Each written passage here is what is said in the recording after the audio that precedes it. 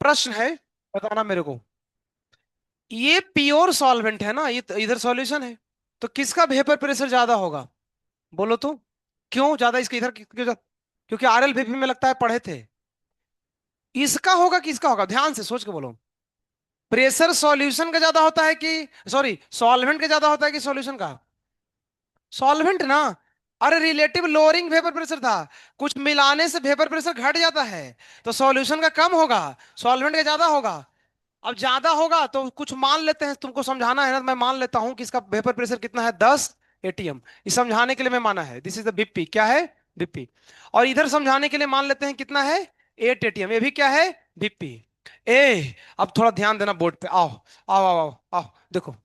इधर प्रेशर है 10, इधर कितना है? 8। तो तगड़ा प्रेशर किधर का है? इधर का है। तो तुमको क्या लगता है, सॉल्यूशन जो है लिक्विड, वो इधर से इधर जाएगा कि उधर से इधर आएगा? लेफ्ट टू राइट होगा, क्या बोलते हो? क्यों? क्योंकि इधर प्रेशर ज्यादा है, इधर ज्यादा दबाएगा तो उधर चला जाएगा। इसका मतलब हमको कुछ देर के बाद दिखेगा ना कि पानी जो है ऐसे करके क्या हो रहा है, बह रहा है। क्या हो रहा है? बह रहा है। इसी बहाव को क्या बोलते हैं? ऑस्मोसिस। तो ऑस्मोसिस क्या है? Flow of liquid from high vapour pressure to low vapour pressure. और हाई से लो ही फ्लो होता है भैया, लो से हाई थोड़ी ना होगा। इसको कहने का दूसरा तरीका भी ध्यान से सुनो फिर से, अभी लिखो मत यार को ना रे। इधर वेपर प्रेशर हाई है, इधर लो है, इट इज ट्रू। आगे सुनना, कंसंट्रेशन इसका हाई है कि इसका हाई है, अब बताओ। ध्यान सुनना है, देखो कोई सुन रहा है गाना खोल करके। हाँ, वो हमको लगा खोल के गाना सुन रहा है। ठीक है, अभी सुनाएंगे, वो लोग बढ़िया सुन लेना। देखो, जरा ध्यान दे, बता, हमने बोला इधर का प्रेशर हाई है, इधर का लो है। दूसरा क्वेश्चन है, कंसंट्रेशन किसका हाई है, इसका कि उसका? कंसंट्रेशन। कंसंट्रेशन मतलब उसमें अमाउंट ऑफ सॉल्यूट होना चाहिए ना, वो किसका तगड़ा है बताओ? सॉल्यूशन का है। इसका मतलब एक चीज समझो, प्रेशर 1 का हाई है, लेकिन कंसंट्रेशन 2 का हाई होगा। सही बात है ना, क्योंकि उधर कुछ हम मिलाए हैं। तो देखो, ऑस्मोसिस का दो डेफिनेशन हो गया है। पहला definition, flow of liquid from high vapour pressure to low. और दूसरा भी है, flow of liquid from low concentration to high concentration. एक ही चीज होता है, बायोलॉजी में ये वाला चलता है। तो इसका डेफिनेशन लिखो, लिखो, द फ्लो ऑफ, फिगर बनाओ, लिखो, the flow of solvent from high BP to low BP, low BP, low, low, low BP, जा, लो बीपी। और और बोलो ना, और the flow of solvent from from low concentration to high concentration, both definition are correct. It depends on you, जिसको select करना है कर लो, लेकिन सबसे बढ़िया प्रेशर वाला है। कंसेंट्रेशन वाला डेफिनेशन थर्ड क्लास होता है। तो हाई से लो में कहीं भी कुछ हो रहा है, मतलब कहीं भी कुछ क्या लो होना चाहिए, जिसको बोलते हैं ऑस्मोसिस।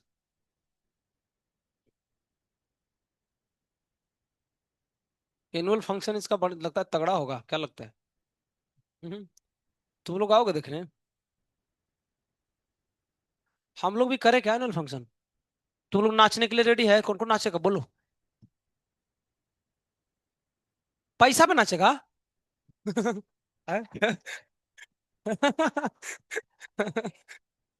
अच्छा। अच्छा है, तुम लोग अगर तैयारी करो नाचने का, है ना, ईश्वरी लाल के सही में, तो सब 5-6 लोग तैयार हो जाओ, और लड़कों में लड़कियों में तुम तैयारी करवाते हैं। प्रिपरेशन अनुजा मैम सिखाएंगे कैसे नाचना है। है ना? और तुम लोगों को किस और से सिखाएंगे? है ऋषभ सर? है? अच्छा।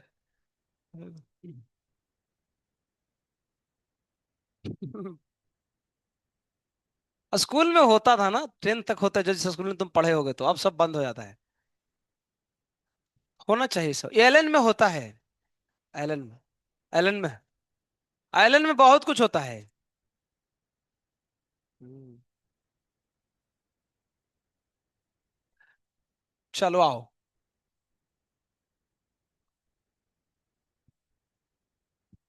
आए। पता नहीं, कुछ तो डाला था। चलो ब्राजील, आओ।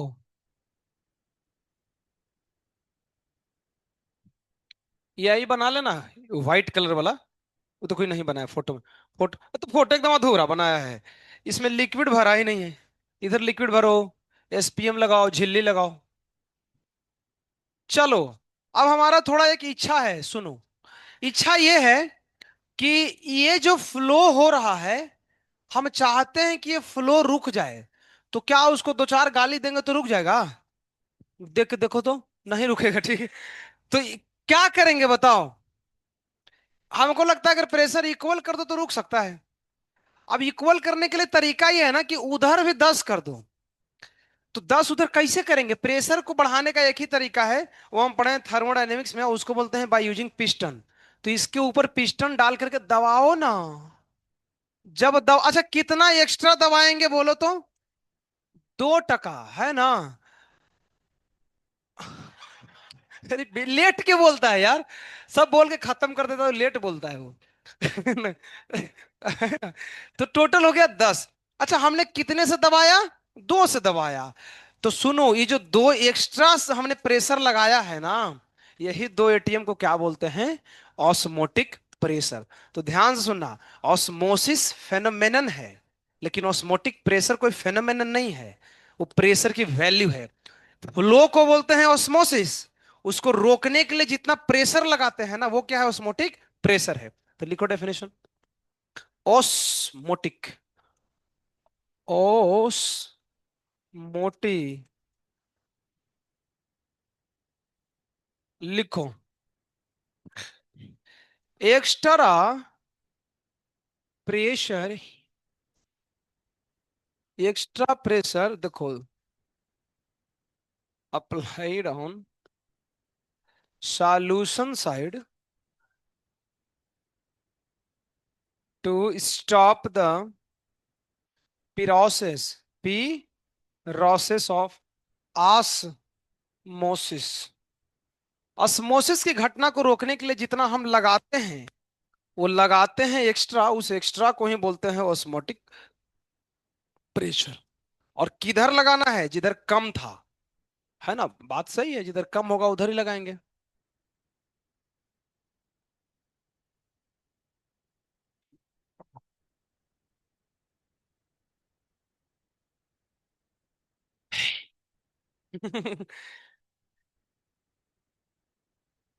अभी कीर्तन कर रहे थे क्या तुम लोग? सूर्यकांत सर बढ़िया है। अब वो कर ही दिया, तब हम पढ़ाएंगे ना।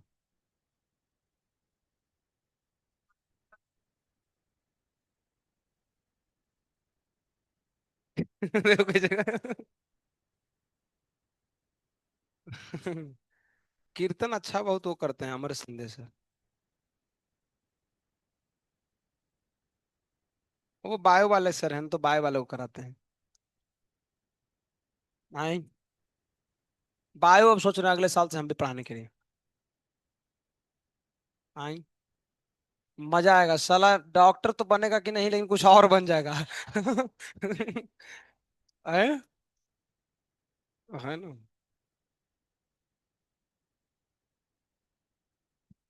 चलो, और थोड़ा आ जाओ। हमने कहा उधर 10 था, इधर 8 था, दो ज्यादा लगा दिए, रुक गया। तो जो दो लगाए उस दो को क्या बोले? Osmotic pressure. अच्छा, मान लो हम 4 लगा देते तो तो फिर इधर का प्रेशर ज्यादा हो जाता, तो फिर लफड़ा हो जाएगा बहुत ज्यादा। देखो, तुम जैसे ही 4 प्रेशर लगा दोगे ना, मतलब टोटल हो गया 12, 4 एक्स्ट्रा लगाओगे तो अब देखो घटना बदल गया। इस सॉल्यूशन के अंदर में दो लोग हैं, सॉल्यूट और सॉल्वेंट। जैसे ही तुम ऑस्मोटिक प्रेशर से भी ज्यादा प्रेशर लगा दोगे ना, इसके भीतर में जो प्रेजेंट है सॉल्वेंट, देखो मैं वही कलर यूज कर रहा हूं, वो सॉल्वेंट किधर जाना चालू कर देगा? अपोजिट डायरेक्शन में। क्योंकि सॉल्यूशन में दोनों लोग हैं ना, सॉल्वेंट भी और सॉल्यूट भी है। एक्स्ट्रा प्रेशर लगाओगे तो उसके भीतर का सॉल्वेंट पास होने लगेगा। तुम्हारे मन में डाउट होगा, सर सॉल्यूट क्यों नहीं पास हुआ? तो उसका रीजन कौन है? Semi permeable membrane. ये मेम्ब्रेन में जो छोटे छोटे होल होते हैं ना, उसके भीतर से सॉल्यूट तो पास कर जाता है। सॉरी, सॉल्वेंट पास कर जाता है, लेकिन सॉल्यूट फंस जाता है। क्यों? सॉल्यूट का साइज थोड़ा बड़ा होता है। तो अब मान लो इधर से पास होना चालू करेगा ना, तो सॉल्वेंट निकल जाएगा, लेकिन सॉल्यूट इसमें फंस जाएगा मच्छर जैसा, है ना, क्योंकि उसका होल उतना बड़ा है ही नहीं। तो अब तो ये तो उलट गया मामला। इधर से इधर वाले फ्लो को हमने बोला था ओस्मोसिस, तो इसको क्या बोलेंगे? एंटी ऑस्मोसिस नहीं होता है, रिवर्स ऑस्मोसिस। क्या बोलते हैं? Reverse osmosis. अच्छा, रिवर्स ऑस्मोसिस का स्पेलिंग लिखो तो। रिवर्स ऑस, इसको शॉर्ट में लिखते हैं आर ओ। तो तुम जो आरओ वाटर प्यूरिफायर यूज करते हो घर में ना, वो इसी प्रिंसिपल पे काम करता है। तो पानी जो आरओ वाला फिल्टर करता है, वो क्या करता है, देखो हम बोरवेल से पानी निकालते हैं, उसको इस सिस्टम में रखते हैं। अब इधर का प्रेशर जब हाई होता है ना, तो पानी के अंदर जो इम्प्यूरिटीज है वो इससे पास नहीं करता है। क्यों? क्योंकि उसका होल उतना बड़ा नहीं है, वो इसमें फंस जाता है। लेकिन जो ओरिजिनल पानी है ना, वो अपने आप से इधर निकल जाता है और पानी फिल्टर हो जाता है। तो इस रिवर्स ऑस्मोसिस की घटना को यूज करके आरओ को डिजाइन करते हैं लोग। तो हमको पता चल गया क्या, पहले तीन स्टेप है। देखो, पहला फ्लो ऑस्मोसिस, एक्स्ट्रा लगाओ जिससे ऑस्मोसिस रुक जाए, ऑस्मोटिक प्रेशर। और ऑस्मोटिक प्रेशर से भी ज्यादा प्रेशर लगा दोगे तो फिर रिवर्स ऑस्मोसिस हो जाएगा। तो आगे लिख लो रिवर्स ऑस्मोसिस क्या होता है। लिखो, रिवर्स गियर, एक गियर नहीं, रिवर्स ऑस्मोसिस।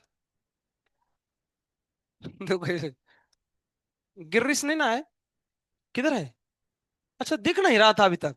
मुंडी कहाँ, बैग में डाल दिया क्या मुंडी को? लिखो, इफ, लिखो ना बाबू, applied pressure is greater, greater than, किससे गिरेटर हो? ऑस्मोटिक प्रेशर से भी ज्यादा। Then reverse osmosis. इसको शॉर्टकट में क्या बोलते हैं? शॉर्टकट में आर ओ। शॉर्टकट में क्या बोलते हैं? आर ओ, रो, आर ओ, आर ओ, रो। तो रिवर्स यही है, ज्यादा डाल दोगे प्रेशर, उल्टा भागना चालू कर देगा। थोड़ा एसपीएम के बारे में भी लिख देता हूं। सपीएम, सपीएम क्या है? SPM, S P M, semi permeable membrane. This membrane allow allow only solvent to pass through it। इससे सिर्फ सॉल्वेंट ही पास करेगा। क्यों? तो लिखेंगे because, because solute particle have greater size, greater size, it cannot enter through SPM. ये SPM में जाएगा ही नहीं, क्योंकि एसपीएम का साइज छोटा है ना, है ना। छापो। तो झिल्ली इसी को बोलते हैं, झिल्ली। ये बनता है सुअर के जो बच्चे होते हैं ना, उसके चर्बी से बनाए जाते हैं। या फिर और भी तरीके हैं, सेलोफेन से भी बनता है। हाँ, सेलोफेन और कॉपर फेरोसाइनाइड से, वो सब बायो वाले होता है, हम लोग को सब जानने कोई फायदा होता नहीं है। ठीक है, कैसे बनता है जानना जरूरी नहीं है, करता क्या है ये जानना जरूरी है। तो ये है झिल्ली, बहुत पतला झिल्ली होता है। क्या बोल रहा है रे? झिल, इसको खाली ब्राजील ही याद आ रहा है बार बार। हम्म।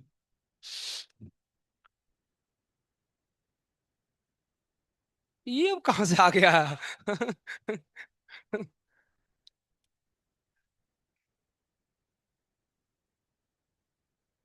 तो भी करो ना रे। अच्छा, ये प्रदुमन का रूममेट कौन है? रूममेट? अच्छा, और तुम अवनी से? अच्छा, तीन लोग रहते हो, और कौन है? अच्छा तुम्हें, अच्छा ओके ओके। तो एक दो तीन, तो एक चार, अच्छा ये सब में फिक्स है कि कोई तीन भी रहते हैं? चार। अकेले नहीं कोई रह सकता, ऐसा सिस्टम नहीं है? अच्छा। अच्छा। बढ़िया है। इसमें हम लिख दो। यार फालतू आदमी। अब सुनो, जैसे कि हम पढ़े अब तक तीन, RLVP, elevation in boiling point और depression in freezing point. RLVP को समझने के लिए रॉल्स लॉ था, एलिवेशन इन बॉइलिंग पॉइंट को समझने के लिए रॉल्स लॉ ही था, डिप्रेशन इन फ्रीजिंग पॉइंट के लिए रॉल्स लॉ ही था। तो इसके लिए भी ऐसा नहीं था, तीन लॉ बनाने के बाद वो मर गया। वो मर गया तो इसीलिए चौथा अब दूसरा है, ये तो वो रॉल्स मर गया। मर गया साला वो। हमको लगता है ना वो मर गया ना, वही फिर से लगता है जन्म लिया। तो अगले जन्म इसका नाम बदल गया, अब इसका नाम है भांट हॉफ, लिखो। भांट ऑफ ला ऑफ, भंटा नहीं, ऑस्मोटिक। ये है want of law of osmotic pressure. तो इसमें रॉल्स नहीं है, इसमें अलग है जी। हाँ। सर्वप्रथम आप ऑस्मोटिक प्रेशर का सिंबल लिख लो, पाई। क्या है? पाई। चारपाई। पाई पाई। चारपाई। आओ जी। कितने लोगों को यूनिवर्सल लॉ ऑफ ग्रेविटेशन पता है? बोलो Shruti. What do you mean by universal law of gravitation of Newton's? You know. Ninth पढ़ी है ना? अच्छा नाइन्थ तुम नहीं पढ़े हो, सीधा आ गए 11th में, कोई बात नहीं है। ठीक है, हम लोग पढ़ते हैं। तो इसने दो लॉ दिया है, कितना दिया है? दो। पहला है pi directly proportional to C. किसकी सी? पाई की सी। और यही pi directly proportional to T. This is first law, this is second law.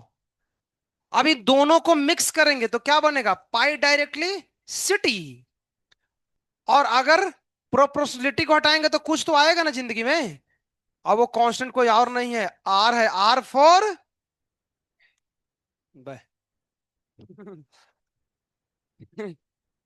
अब इसको ऐसे लिखेंगे, pi is equal to CRT। This is the fourth formula आ गया तुम्हारे पास।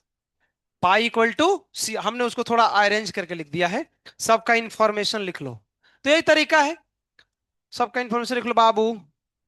पाई, आसमोटिक प्रेशर, आसमोटिक, मोटिक, मोटिक, इसका यूनिट होता है ATM। सी कॉन्सेंट्रेशन, तुमको बचपन से पता है ना? बचपन से पता बेटा, हम पढ़ाए 6 महीना पहले। R is equal to 0.0821 litre ATM per मोल, पर मोल, पर मोल पर केल्विन।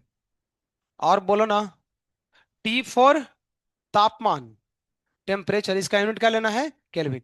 ये सब डाल दोगे ना तो निकल जाएगा पाई। तो this is the formula of osmotic pressure. इन निकालने के लिए वॉन्टॉफ ने नियम दिया था। छापो, आस्मोटिक प्रेशर। चैप्टर बहुत आसान है, इस चैप्टर का मैंने 60% खत्म कर दिया है। अभी अगले वीक में चैप्टर निपटाऊंगा। अभी इतने जो हम चार पढ़ाए ना, इस सबका क्वेश्चन कहाँ, इस मंथ में तो कुछ किया नहीं, इसमें हफ्ते में हम सिर्फ पढ़ाया है, क्योंकि तुम्हारा टेस्ट था इसीलिए। तो अभी इसका DPP वगैरह सब अभी आएगा। अभी ज्यादा कुछ नहीं है, 100 क्वेश्चन कराएंगे, है ना, ज्यादा नहीं। 100 क्वेश्चन में सारा का सारा आ जाएगा टोटल, है ना। 2 DPP देंगे, इसमें 2 DPP में पूरा खत्म हो जाता है चैप्टर। इसमें उतना DPP देने की जरूरत, थर्मो से बहुत छोटा है। इसमें 12 लेक्चर लगते हैं, एक हफ्ता और लगेगा खत्म।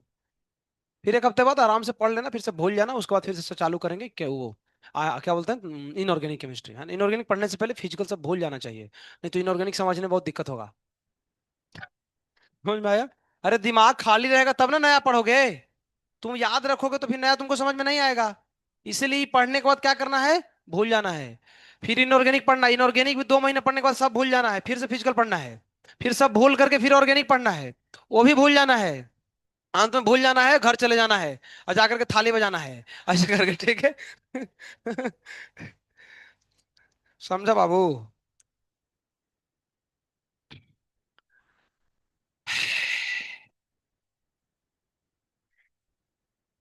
अब जो चीज तुमको पढ़ाने जा रहा हूं ना जिंदगी में, तो तुमको जिंदगी में मजा ला सकता है। अब है इसमें अप्लीकेशन, अपली। अच्छा, अपली फपली करने से पहले थोड़ा सोच रुक ले जाते हैं। Pi equal to C R T का थोड़ा ऑपरेशन कर लेते हैं। आओ। सी मतलब एन बाई भी, कोई पाप है क्या लिखना? एन के जगह डब्ल्यू बाई एम भी लिखना भी कोई पाप नहीं है।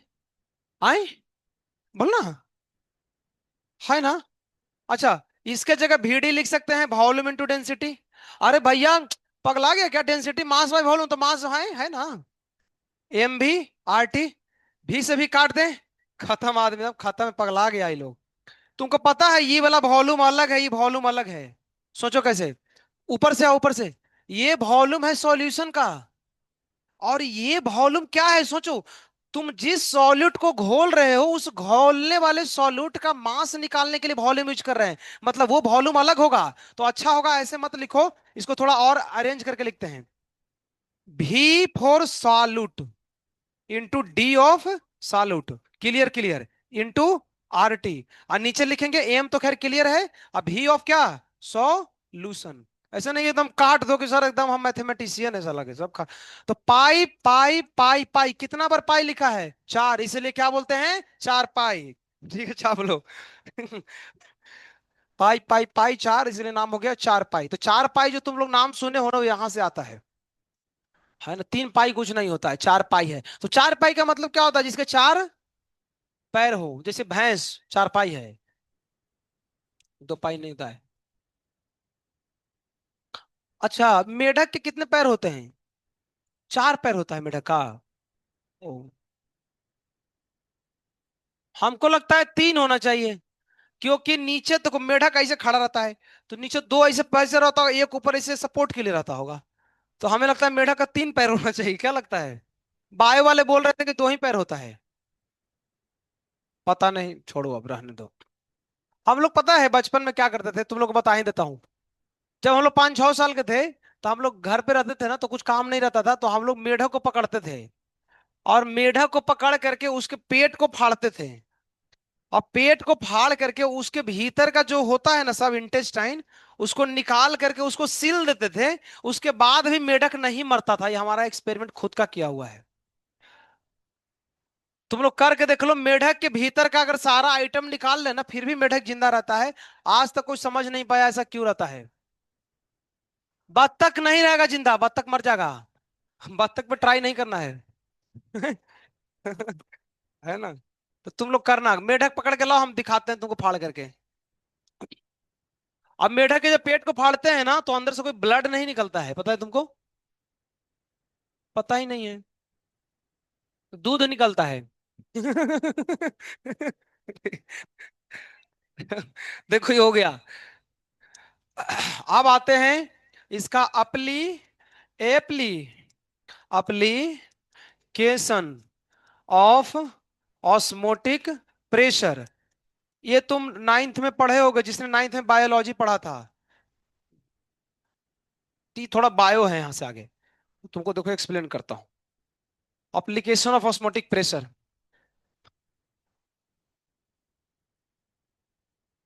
पहला पहला, सर्वप्रथम, सर्व आए आए,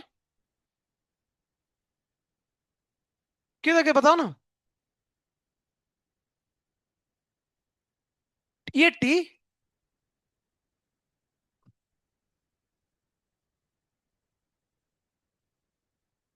डिसोल्यूट लिखा है ना। अच्छा अच्छा, डी क्या है ये पूछ रहे हो? लो, ये पूछ रहा है अब। डिस डेंसिटी होगा ना, वॉल्यूम टू डेंसिटी होता है। तो 3 चीज पढ़ने हैं, तो हम 3 पार्ट में इसको बांट लेते हैं, पहले काट के बांट लो। पहला लिखो तो बाबू, हाइपोटोनिक। हाइपो। दूसरा लिखो आइसोटोनिक। तीसरा लिखो हाइपरटोनिक। नाम सुने हो क्या कहीं? बायोलॉजी में सुने होगे तो। 10वीं में, तो 10वीं में कहाँ से सुना था? कहीं पढ़ा होगा ना, पापा सुनाते थे क्या? अरे हाइपरटोनिक, ये बायो में पढ़ते हैं। ठीक है। आओ, देखो बाबू, सुनो ना, देखो देखो।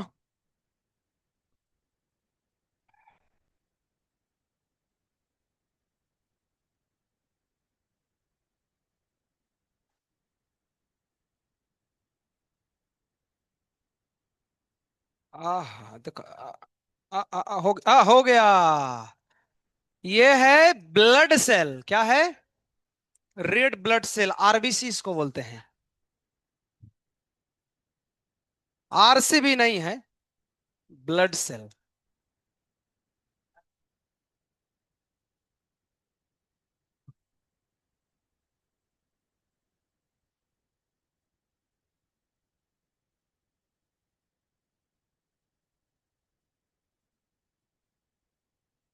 ये थोड़ा बड़ा क्यों बन रहा है, छोटा बनो ना। अच्छा, इसको कॉपी करके यहाँ चिपका सकते हैं क्या? है? लो। जा, अब क्या करें? क्लोन। आहा, आहा, इधर डब्बा ही नहीं है, जा, डब्बा ले लेते हैं। ठीक है। तो तीन हमने ब्लड के क्या लिए हैं? सेल। लेकिन सुनना, तीनों जगह हम डाल रहे हैं सॉल्यूशन। बनाते रहो, बनाते रहो। जो इसको बायो पढ़ा होगा उसको याद आ जाएगा। Hypotonic, isotonic, hypertonic. आए, अभी रुको, देखते हैं ना। ये है हाइपोटोनिक सॉल्यूशन, हाइपोटोनिक सॉल्यूशन। ये है आइसोटोनिक सॉल्यूशन।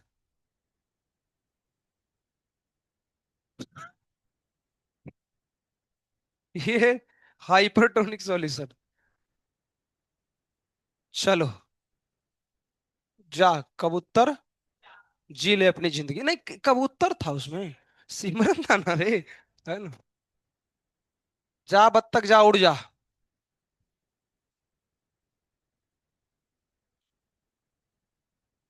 अरे चुप रहो ना यार, कोई कोई कर रहा है।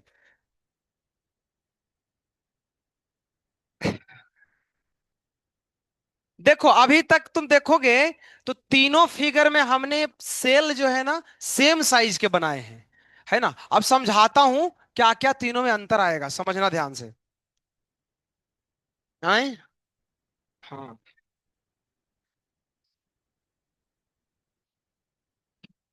ब्लड सेल किसी से बना नहीं, बना ना। अरे पता है कैसा होता है, सुनो। कितने लोगों ने स्पॉन्ज देखा है, ब्लड प्रेशर को कम करने वाला। उस स्पॉन्ज को बीच से जब दबाओगे ना, फील करो कि इधर स्पॉन्ज है, उसको बीच से दबाए हैं, तो वो जो शेप बनता है ना, वही शेप होता है ब्लड सेल का। बीच से दबा होता है ना। नहीं समझ में आ रहा है, छोड़ दो। है ना। हाँ।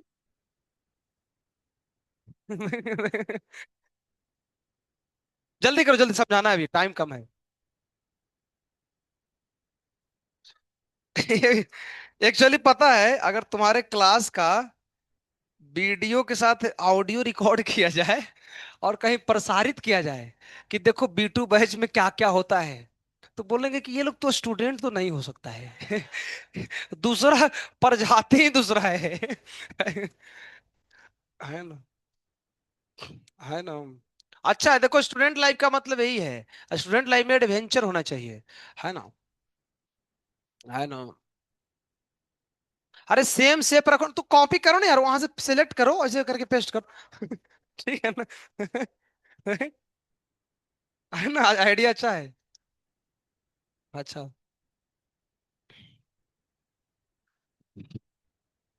अब देखो, अब क्या हुआ, क्या है? अच्छा ठीक है, सुनना, तीन केस है, ध्यान से सुनो। यहां पे सेल को हम कैसे सॉल्यूशन में डाले हैं, और यहां पे आइसोटोनिक और ये हाइपरटोनिक। सुनो, देखा गया, ए बाबू, ए बत्तू को इधर। देखो देखो, ये हल्ला मत करो। यहां पे देखो, हाइपोटोनिक में जब डाला गया तो सेल जो था ये फूल गया। ध्यान से सुनना, मतलब अभी तुमको लगे सर आपने तो सब साइज सेम बनाया है, वो ठीक है। लेकिन अगर 10 मिनट तक इसको डाल के छोड़ो ना, तो रिजल्टेंट आता है कि इसका साइज फूलने लगता है। इसमें जितना बड़ा साइज था सेल का ना, उतना ही बड़ा रहा, मतलब नो चेंज। लेकिन इसमें क्या हुआ, सिकुड़ गया धीरे धीरे। तो अब यहीं पे क्वेश्चन आता है कि यहां पे फूल गया क्यों। तो हम समझ सक के बता सकते हैं क्या हुआ होगा, बताओ। ये जो पानी है, माने बाहर का सॉल्यूशन जो है, वो अंदर गया होगा, इसमें कुछ नहीं हुआ होगा। और इसमें क्या हुआ होगा, अंदर से बाहर आ गया होगा। तो सुन लो, हाइपोटोनिक सॉल्यूशन में जब सेल को डालते हैं, तो सेल का साइज बढ़ता है। अच्छा, सेल ही नहीं, तुम दूसरा भी एग्जांपल ले सकते हो, किशमिश। किशमिश खाए हो। किशमिश को जब इसमें डाला जाए ना, तो किशमिश भी फूल जाता है, और उसमें किशमिश सिकुड़ जाता है। एक तुमको एग्जांपल देता हूं रियल लाइफ से, ये तो ब्लड सेल हमारा रियल लाइफ में नहीं आता है। किशमिश को एक सादा पानी में डालो, और घुल जाएगा। अच्छा, और दूसरा क्या करो, किशमिश को वैसे पानी में डालो जो पानी में नमक है। नमक वाले पानी में जब किशमिश को डालते हैं ना, रात भर डाल करके छोड़ो, सुबह किशमिश जो होगा ना, उससे सिकुड़ जाता है। लेकिन सादा पानी में डालते हैं किशमिश, न करके आप देख सकते हो, तुम नमक इधर से उठा लेना मेज से। और सादा पानी में जब डालोगे किशमिश को ना, तो फूलता है। इसका मतलब है कि अब ये देखो, बहुत डीप कॉन्सेप्ट है, सुनो। कुछ देर के लिए इसको किशमिश मान लो, क्या मान लो, किशमिश। अच्छा, जब हमने सादा पानी में डाला, तो किशमिश जो था वो फूल गया। इसका मतलब है कि सादा पानी किशमिश के अंदर क्या किया है, इंटर किया है। लेकिन जब पानी में नमक घोल दिया और तब किशमिश को डाला, तो किशमिश फूला नहीं, किशमिश और सिकुड़ गया। पहले से तो सिकुड़ा हुआ होता है अगर मार्केट से लाओगे तो। क्यों, इसका मतलब किशमिश के भीतर में जो थोड़ा बहुत पानी था भी ना, वो भी उसमें डालने से क्या हुआ, निकल गया। तो ये कॉन्सेप्ट है, याद कैसे रखोगे, कई बार लोग कंफ्यूज हो जाते हैं। मैं बोलता हूं ना, देखो हाइपो बोलो तो मुंह से, हाई पो, तो मुंह फूल रहा है ना, तो फूल जाएगा। ठीक है ना। हाई पो, तो पो मतलब फूल रहा है मुंह, तो इसमें किसमिस क्या होगा, फूलेगा। और वो हाइपर मतलब हाँ, पिछक जाएगा। अब ये तो, और ये तो, और ये तो आइसो है ना, इसमें कुछ नहीं होगा। तो याद हम रख सकते हैं, हाइपोटोनिक सॉल्यूशन में फूलता है, हाइपर में पिचक जाता है, और आइसो में कुछ नहीं होता है। तो यही कॉन्सेप्ट है, बहुत सरल है देखा जाए तो इसको लिख लो ध्यान से, लिख लो। ऐसे एग्जाम्पल आएंगे तो इसमें लिख लो। अब फिगर को हम बड़ा नहीं बनाएंगे, फिगर वैसे ही रहने देते हैं। नहीं, बड़ा बनाओगे तो इसको चाहो तो थोड़ा सा फुला सकते हो। तो मैं लिख देता हूं, काले फुलाने का काम बेकार है। In hypotonic solution, blood cell will swell. Swell का मतलब फूल जाना। In isotonic solution, blood cell remain, blood cell size लिखना, blood cell size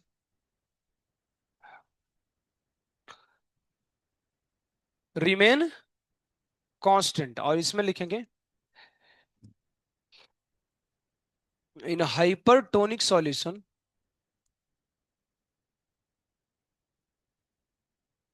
blood cell will shrink, सिकुड़ जाएगा। ब्लड सेल लो, किसमिस लो, जो मन करे वो लो, लेकिन लो। ठीक है ना। और भी एक दो प्रश्न है, मैं लिख देता हूं। मेन कॉन्सेप्ट है ये, हाइपर हाइपो आइसो। तो हाइपो फुला देगा, हाइपर पिचक जाएगा, आइसो कुछ नहीं होगा।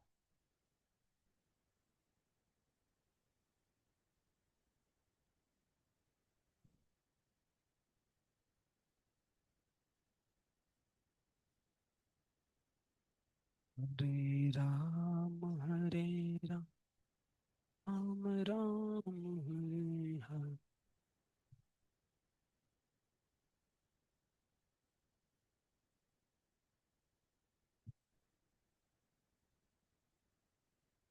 हो गया।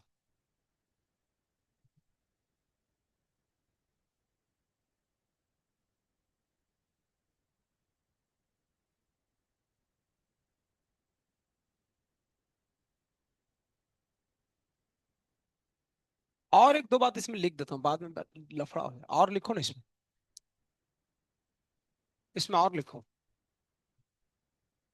वेपर प्रेशर ऑफ, ऐसे लिखो, in this case vapour pressure of solution is greater than vapour pressure of inside of blood cell. In this inside and outside vapor pressure is same. So in case of isotonic,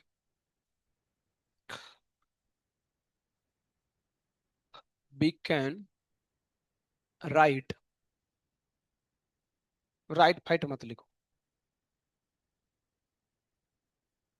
इसमें लिखो in this case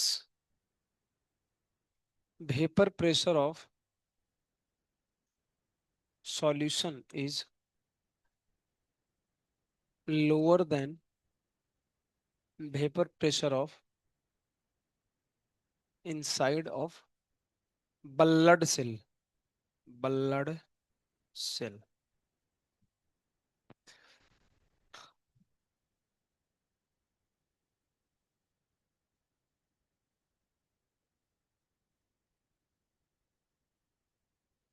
तो सबका देखो, मान लो question तुमसे पूछेगा, ये देखो ना इधर, सुनो ना, कि एक मुरझाया हुआ फूल है, उसको इंग्लिश में बोलते हैं विल्टेड फ्लावर फ्लावर।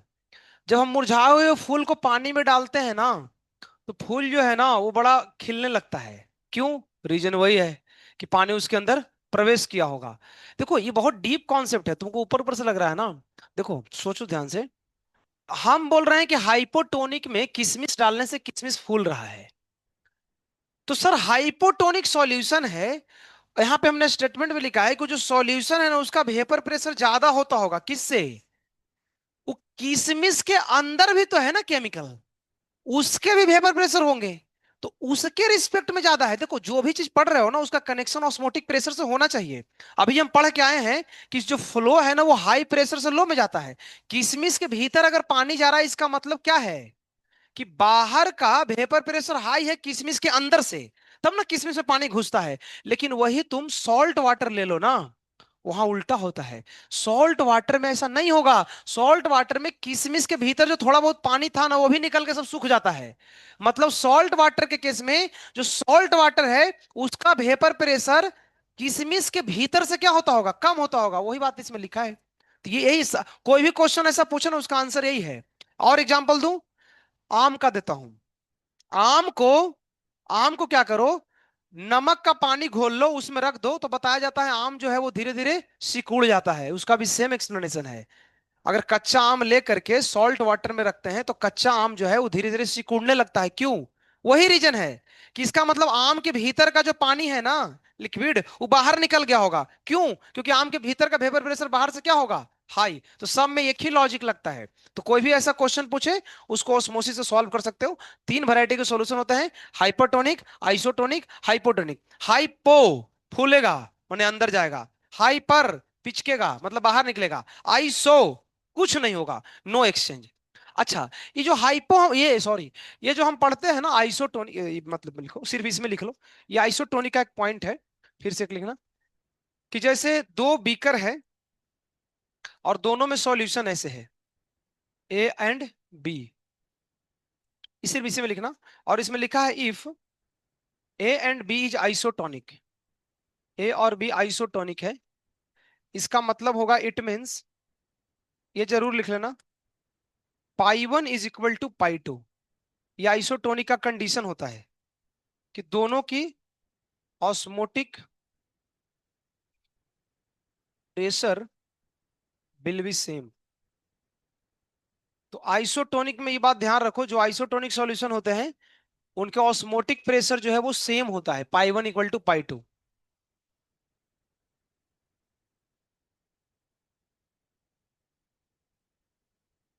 तो देखो pi 1 is equal to pi 2,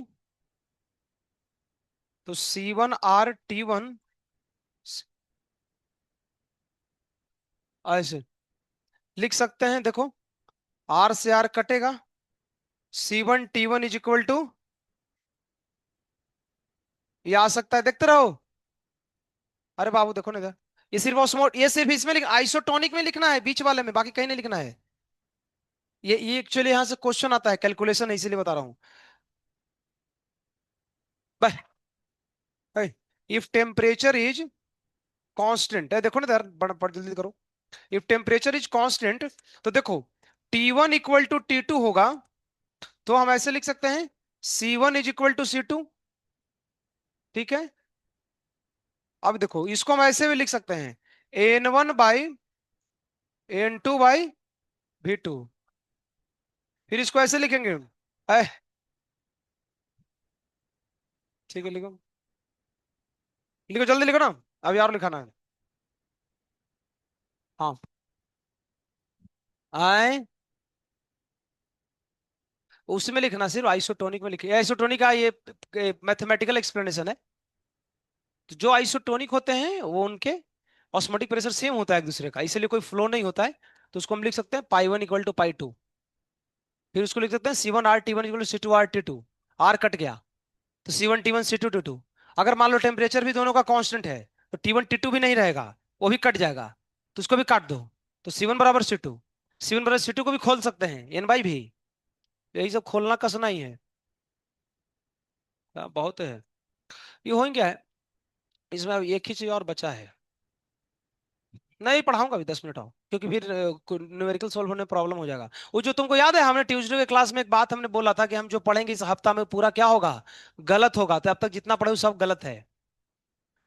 अब इसको सुधार करने के लिए एक छोटा सा बात पढ़ना ही पड़ जाता है मजबूरी में। वैसे यहाँ तक पढ़ लिया ना, तो जो डीबीपी वो सॉल्व हो जाएगा वैसे, बिना सुधार के। वो मंडे को ही पढ़ाएंगे तो भी चलेगा। इसको आगे लिखना है अभी। तो ऑस्मोटिक मतलब पाई 1 और पाई 2 जब बराबर हो, तो उसको हम ऑस्मोटिक आइसोटोनिक बोलते हैं, है ना। आए ना, उधर उधर से कोई आएगा नहीं कुछ। जो न्यूमेरिकल आता है आइसोटोनिक से आएगा। यही आइसोटोनिक का एक क्वेश्चन है उसमें, थर्मोडायनेमिक्स में, जो कई लोग पूछ रहा था हमसे। एक क्वेश्चन था थर्मो में, जो आइसोटोनिक उसमें शब्द लिखा है। याद ही नहीं है तुम लोगों को कुछ। हाँ, डीबीबी में है वो। आए, हाँ इसमें आ जाएगा ये पढ़ने के बाद। इसको और कैसे लिख सकते हैं, देखो, W/1 ऐसे लिख सकते हैं। यहाँ क्या लिखेंगे, V1। फिर यहाँ क्या लिखेंगे, W2/M2V2। फिर इस W की जगह VD लिख सकते हैं। कुछ भी कर सकते हैं, इतना है इसमें एक्सपेंशन, तो यहां तक लिखो। हाँ, ये पूरा आना चाहिए, यहां तक लिख लो, छापो इसको लंबा। पेज खत्म होगा तो लिखो ना, उधर उधर नेक्स्ट पेज छोड़ दो, तुम्हारा पेज खत्म होगा तो यहीं पे छोड़ दो, नहीं तो उधर लिख लो। ठीक है। हम और लिखो, अरे उधर इधर बचा है ना यार, इधर लिख लो ना यार, ऐसे करके भोखा आदमी। पेज बर्बाद क्यों कर रहे हो समझने के लिए, है ना। ऐसे लिखेंगे तो चल सकता है, ऐसे तो कोई दिक्कत थोड़ी है। लिखो।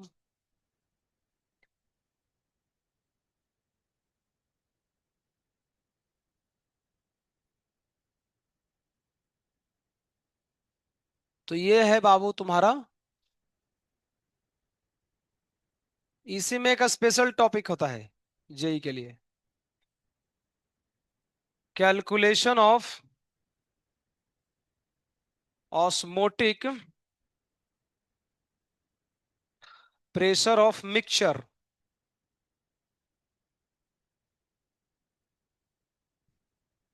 मिक्सचर फिक्सचर मत लिखो, ये गलत हो गया। टू और मोर सॉल्यूशन।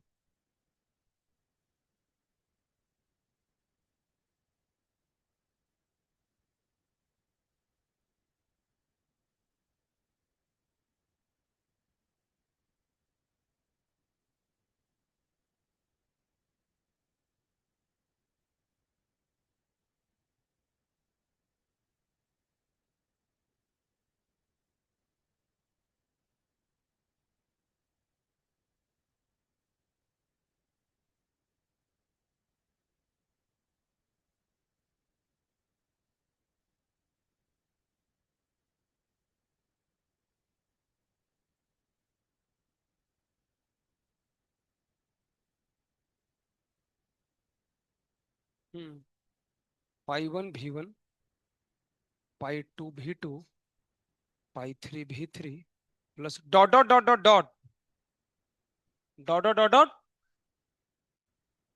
तो ये होगा पाई n V n। ये होता है किसी मिक्सचर की ऑस्मोटिक प्रेशर। अब मैं इसको तुमको सॉल्व आउट करके बता ही देता हूं।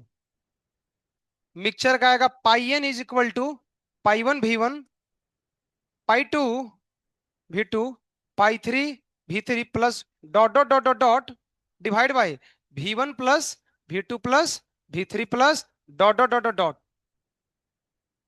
यानी समझ रहे हो बाबू? आए, मतलब कि तुमको कई सारे सॉल्यूशन को मिला के ऑस्मोटिक प्रेशर पूछा है ना, तो पहला का ऑस्मोटिक प्रेशर इनटू उसका वॉल्यूम, दूसरे का ऑस्मोटिक प्रेशर इनटू उसका volume divide by total volume. ज्यादातर दो ही तीन होते हैं, हम तो उतना ही से लिख दिए हैं जानकारी के लिए। तो मिक्सचर का ऑस्मोटिक प्रेशर भी हम निकाल सकते हैं जिंदगी के भीतर। कहाँ? जिंदगी में। तो ये इतना ही सारी बातें थी, ये बातें तुम्हारा निपट गया। आइसोटोनिक हो, ये सब हो गया है, ठीक है। बाकी कुछ इसमें बातें हैं नहीं। अब इसमें बायोलॉजी वाले कुछ क्वेश्चन आते हैं कि जैसे प्लांट सेल है ना, तो प्लांट सेल में जब ऑस्मोसिस होता है हाइपोटोनिक सॉल्यूशन में, तो वो प्लांट सेल क्यों नहीं फटता है? Due to the presence of cell wall. देखो दो प्रकार के सेल होते हैं, plant cell, animal cell. Animal cell में सेल वॉल नहीं होता है। जब उसको हाइपोटोनिक में रखोगे ना तो फट जाएगा फूल करके, है ना, वो फट जाता है। लेकिन एनिमल सेल में सेल वॉल होता है जो कि हार्ड होता है प्लांट सेल में।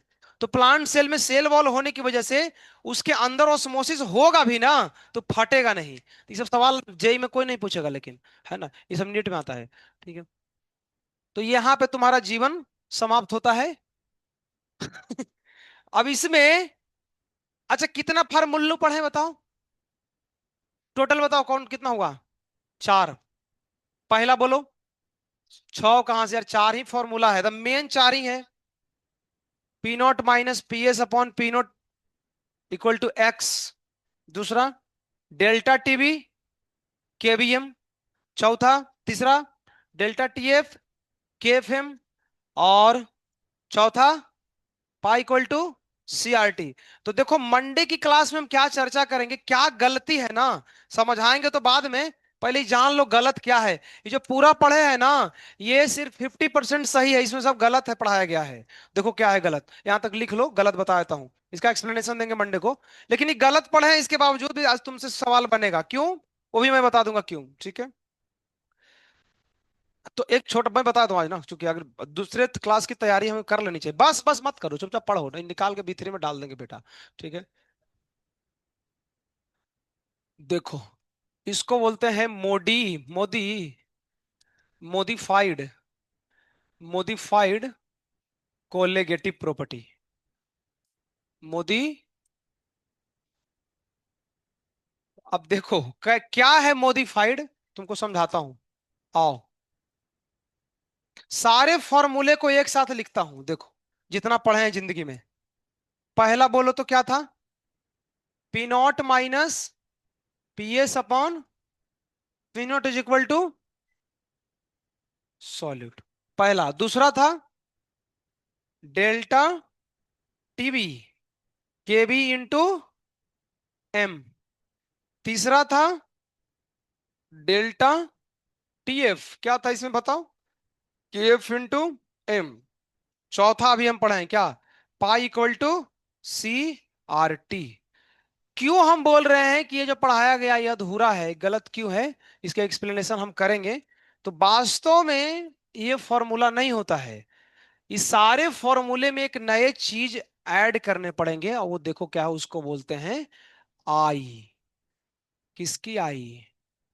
आई। आई। ये आई कहां से आ गई, ये जानना बहुत इंपॉर्टेंट है। तुम बोलोगे तो फिर जो अभी तक, क्योंकि अब आई लिख दिया इसका मतलब जो पढ़े हो तो सही में गलत है, नहीं गलत है। अभी तक तुमको जितने क्वेश्चन मिलेंगे ना जो मैं डीबीबी भेजूंगा, उन सारे क्वेश्चन में आई की वैल्यू कितनी रहेगी?